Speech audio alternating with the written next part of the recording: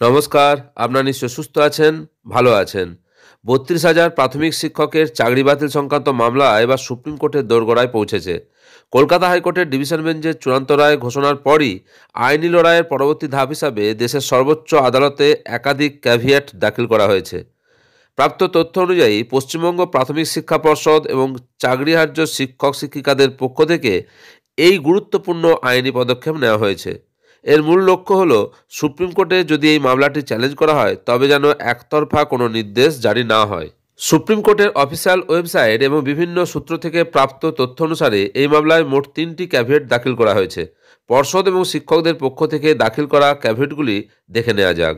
গত 4 ডিসেম্বর 2025 তারিখে শিক্ষক শিক্ষিকাদের পক্ষ থেকে একটা ক্যাভিয়েট দাখিল করা হয়, যার পক্ষ হচ্ছে তুহিন কুমার হালদার বনাম প্রিয়াঙ্কা নস্কর এবং আইনজীবী প্রীতিকা দ্বিবেদী, যার ক্যাভিয়েট নাম্বার হচ্ছে 19835/2025। প্রাথমিক শিক্ষা পর্ষদের পক্ষ থেকে একটা ক্যাভিয়েট দাখিল করা হয়েছে, যার নাম্বার 19896/2025 এবং দাখিল করার তারিখ হচ্ছে 5 ডিসেম্বর 2025। এই মামলায় পক্ষ হচ্ছে পর্ষদ বনাম প্রিয়াঙ্কা নস্কর এবং আইনজীবী কুণাল চ্যাটার্জি। ওই দিনই অর্থাৎ 5 ডিসেম্বর 2025 তারিখে শিক্ষক শিক্ষিকাদের পক্ষ থেকে আরেকটা ক্যাভিয়েট দাখিল করা হয়, যার ক্যাভিয়েট নাম্বার 19861/2025 এবং এতে পক্ষ হচ্ছে তুহিন কুমার হালদার বনাম পর্ষদ এবং আইনজীবী প্রীতিকা দ্বিবেদী।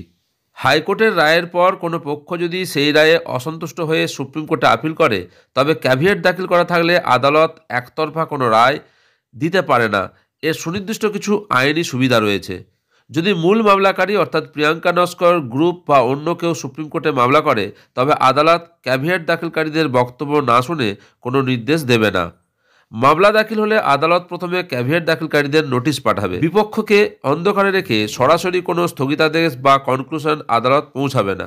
সূত্রের খবর, বর্তমান পরিস্থিতিতে মূল রিট পিটিশনার বা তরুণজ্যোতি তিওয়ারির পক্ষ থেকে সুপ্রিম কোর্টে মামলাটি চ্যালেঞ্জ করার চিন্তাভাবনা চলছে। তবে যেহেতু পর্ষদ এবং শিক্ষক শিক্ষিকাদের পক্ষ থেকে ইতিমধ্যেই সতর্কতামূলক ব্যবস্থা হিসাবে ক্যাভিয়েট দাখিল করা হয়েছে, তাই মামলা হলে উভয় পক্ষের যুক্তিতর্ক শুনেই সুপ্রিম কোর্ট সিদ্ধান্ত নেবে। এই পদক্ষেপের ফলে একতরফা কোনো নির্দেশে শিক্ষক শিক্ষিকাদের ক্ষতিগ্রস্ত হওয়ার সম্ভাবনা অনেকটাই কমে গেল।